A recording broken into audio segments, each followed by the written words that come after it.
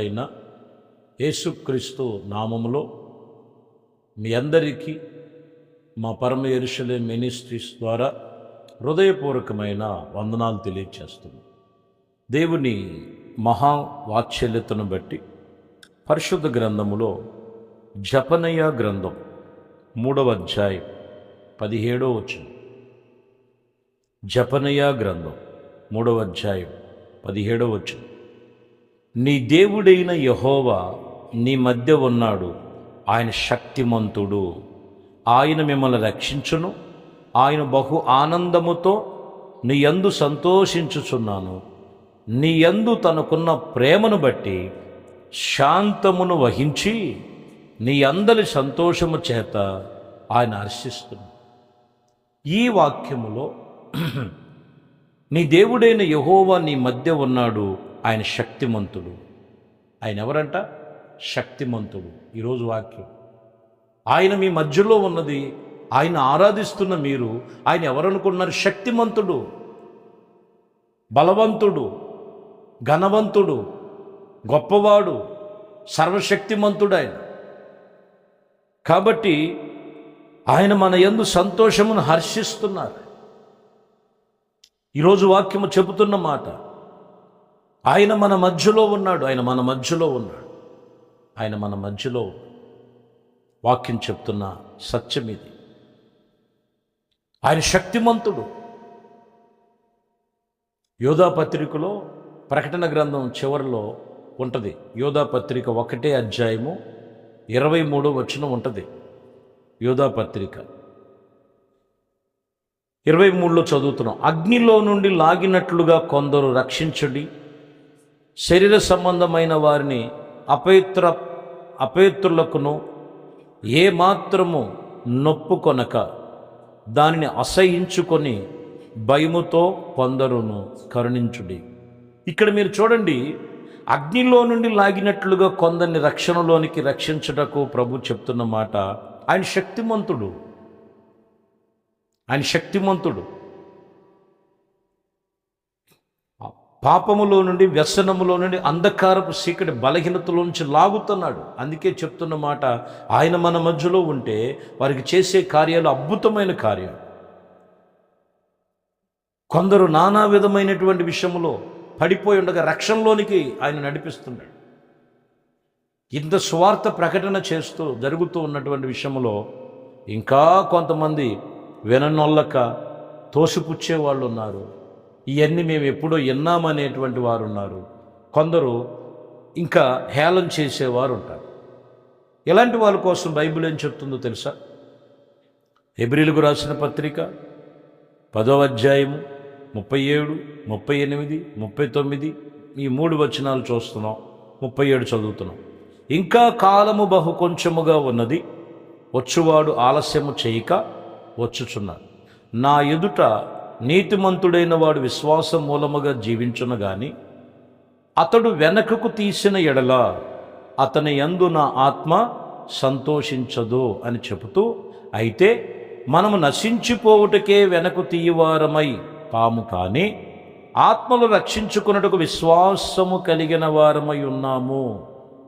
దైవజనుడు పౌలు ఇక్కడ చెప్తున్నారు ఈ 3 వచనాలలో. మొదటగా చెప్తున్న మాట, ఇంకనూ బహుకాలము కొంచెముగా ఉన్నదని చెప్తున్నాడు.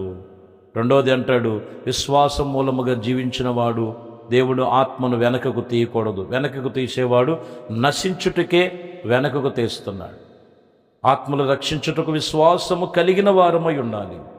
మనము నశించిపోవటాకే వెనకకు తెస్తున్నాం. చాలామంది ఇవన్నీ మాకు తెలుసు, రక్షణ లేదు, ఏమీ లేదు, లేకపోతే ఇంకొకటి ఏనో మాటలు, అవగాహన లేని మాటలు, వ్యర్థమైన మాటలు, తెలియని మాటలు. ఆయన మన మధ్యలో ఉన్నాడు, ఆయన మన మధ్యలో ఉన్నాడు కాబట్టే కొందరిని లాగినట్లుగా అగ్నిలో నుండి వారిని లాగుటకు ఆయన శక్తిమంతుడై ఉన్నాడు. ఆయన శక్తిని వెనకకి తీయకూడదు. వెనకకి తీస్తున్నావంటే రక్షణను వెనక్కి తీస్తున్నారు వీళ్ళు, వెనకకి తీస్తున్నారు దేవుణ్ణి. ప్రభు రాకడ కొరకు సిద్ధపడమని చెప్తుంటే వెనకకు తీస్తున్నారు. అందుకనే వెనకకు తీసేవారు వాళ్ళకు వాళ్ళు నాశనము తెచ్చుకున్నట్టుకే వెనకకు తీస్తున్నారు. కానీ మనమైతే ఆత్మలను రక్షించుకొనుటకు విశ్వాసము కలిగిన వారమై ఉండాలని బైబిల్ చెప్పు. వెనకకు తీయొద్దు బాప్టిసాన్ని, మారు మనసు, బాప్టిసము, రక్షణ, దేవునితో సహవాసం. అది వెనకకు తీసేవారు దేవుని శక్తిని చూడలేరు, వారి మధ్యలో నివసించలేడు దేవుడు. దేవుడు వారి మధ్యలో నివసించాలంటే, శక్తిమంతుడై ఉండాలంటే రక్షణలో జాగ్రత్తగా కొనసాగించే విషయంలో మనం జాగ్రత్తగా ఉండాలని వాక్యం చెప్తున్న మాట. ఇందులో ఒక మాట మనం చూద్దాం. జకరయ్య గ్రంథములో 2వ అధ్యాయము 5వ వచనములో చదువుతున్నాం. జకరయ్య గ్రంథం 2వ అధ్యాయం 5వ వచనం, నేను దాని చుట్టూ అగ్ని ప్రాకారములు ఉంచెదను, నేను దాని మధ్య నివసించి మహిమకు కారణముగా ఉందును. ఇదే యెహోవా వాక్కు. ఏంటిదంట? 2వ మాట మనం చదువుతున్నాం. నేను మీ మధ్యలో ఎలా ఉన్నాడంట? ఆయన మహిమకు కారణముగా ఉన్నాను. నేను దాని మధ్యలో నివసించే దేవుడు ఎవరంట? మహిమకు కారణకుడుగా ఉన్నాడు దేవుడు. ఆయన మహిమకు గల కారణముగా ఉన్నారు మనల్ని దేవుని సన్నిధిలో. ఆయన మహిమ మన మధ్యలో నివసించబడాలంటే ఆ మహిమకు కారణమై ఉన్నది కొన్ని విషయాలు మత్తయిలో అంటారు. 5వ అధ్యాయం 16వ వచనములో, మనుషులు మీ సత్క్రియలను చూసి పరలోకమందు మీ తండ్రిని మహిమపరచబడినట్లు వారి ఎదుట మీ వెలుగు ప్రకాశింపనీయండి. సత్ప్రవర్తన, సత్క్రియలు చాలా అవసరం. సత్క్రియలు చాలా అవసరం. పరలోకమందు మీ తండ్రిని మహిమపరచబడినట్లు వారి ఎదుట మీ వెలుగు ప్రకాశింపనీయండి. నేను వారి మధ్య అగ్ని ప్రాకారముగా నిలబెట్టినట్లుగా వారి దేవుని యొక్క మహిమ మన మధ్యలో నిలిచి ఉండాలంటే నీ సత్ప్రవర్తన, సత్క్రియలు చాలా జాగ్రత్తగా కొనసాగించే విషయంలో జాగ్రత్తలుగా ఉండాలని చెప్తున్నారు. కాబట్టి ప్రియమైన దేవుని బిడ్డలారా, ఆయన మన మధ్యలో ఉన్నారనంటే వాక్యం చెప్తున్న మాట శక్తిమంతుడు. ఆ శక్తిమంతుడు కొందరిని లాగినట్లుగా ఆ పాపములో నుండి, బలహీనతలో నుంచి, వ్యసనంలోంచి లాగుతున్నప్పుడు దాన్ని వదిలించుకొని మరలా వెళ్ళిపోయేవాడు నశించిపోవటాకే వెనకకి తీస్తున్నాడు. దేవుడు వాక్యం చెప్తున్న మాట, నేను అగ్ని ప్రాకారాలుగా వారి మధ్యలో నేను నివసిస్తాను, మహిమకు కారణమవుతాను. ఆ మహిమ కలిగిన కారణము పొందుకోవాలంటే తమ సత్ప్రవర్తన, తమ సత్క్రియలను జాగ్రత్తగా దేవుని ఎదుట కొనసాగించాలని చెప్తున్నారు. చివరికి ఒక్క మాట చదువుతున్నాం.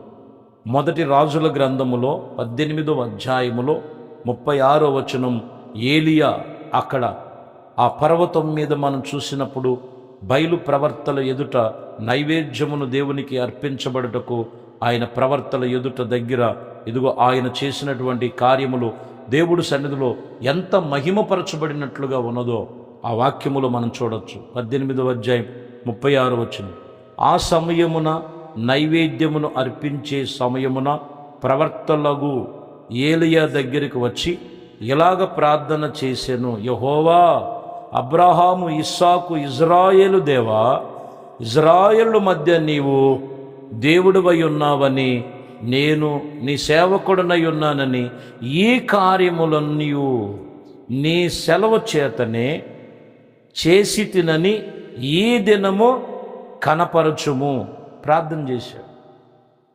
వెంటనే అక్కడ దేవుని మహిమ దిగి ఉన్నదండి. ఆకాశము నుండి అగ్ని దిగి ఉంది. అక్కడ పెట్టిన బలిపీఠం మీద పెట్టినటువంటి ఆ బలి పశువుతో సహా బూడిదిగా మారిపోయింది. బయలు ప్రవర్తలందరూ కూడా చూసి ఆశ్చర్యపడిపోయారు. దేవుడు ప్రభు సన్నిధిలో, ప్రభా, ఇజ్రాయేలుకు మధ్యలో నిలిచావు, యాకోబుకు మధ్యలో నిలిచావు, అబ్రహాము, ఇస్సాకు, యాకోబులకు మధ్యలో నువ్వు నిలిచిన గొప్ప దేవుడు, నేను నీ సేవ చేయుచున్నాను, ఈ కార్యములన్నీ కూడా నీ సెలవు చేతనే.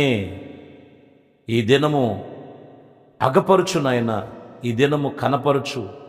దేవుని మహిమ కనపడి ఈరోజు నీ మధ్యలో దేవుడు మహిమ దిగాలి, దేవుని మహిమ దిగాలి, దేవుని మహిమ చూడాలి. నువ్వు నీ కుటుంబంలో చూడాలి, నీ కలిగిన సమస్తములో చూడాలి. అయితే ఈ కార్యములన్నిటి మీద దేవుని మీద దృష్టి ఉంచు, దేవుడి మీద మనం ఆనుకొని ఉండాలి. అప్పుడు మన మధ్యలో ఆయన మహిమ దిగి ఉంది. కాబట్టి ఆయన మహిమకు గల కారణం, ఆయన శక్తికి కలిగిన కారణం, ఆయన రక్షణకు గల కారణం, సర్వశక్తి కలిగిన దేవుడు మన మధ్యలో ఉన్నాడు. ఆయన కార్యములన్నీ నీ జీవితములో నెరవేర్చి ఆయన కార్యములు జరిగించునుగా. కళ్ళు మూసుకొని ప్రార్థించాను. మహాపరిశుద్ధుడా, ప్రేమ కలిగిన తండ్రి, వాక్యం విని ప్రార్థనలో ఏకీభిస్తున్న ప్రతి ఒక్కరి మధ్యలో మీరు నివసించుటకు శక్తిమంతుడువై ఉన్నావు, నివసించుటకు కారణభూతుడువై ఉన్నావు. నివసించేటువంటి గొప్ప దేవుడవు నీవు నైనా. అయా, మహిమతో దిగి ప్రతి వ్యతిరేకతలను దహించండి, ప్రతి ఆటంకాలను దహించండి, ప్రతి విరోధములను దహించండి. ఆత్మ సంబంధముగా మీ బిడ్డలను కట్టండి, మీ కార్యములు సఫలపరచండి. సర్వ మహిమ, ఘనత, ప్రభావాలు మీకే పొందుకోండి. ఈ వాక్యం విని ప్రార్థనలో ఏకీపిస్తున్న ప్రతి కుటుంబాలకు మీ మహిమతో నింపమని యేసు క్రీస్తు పరిశుద్ధ నామములో ప్రార్థించి వేడుకొనుచున్నాము తండ్రి, ఆమేన్. దేవుడు మిమ్మల్ని దీవించి ఆశీర్వదించునుగాక. ఆమేన్.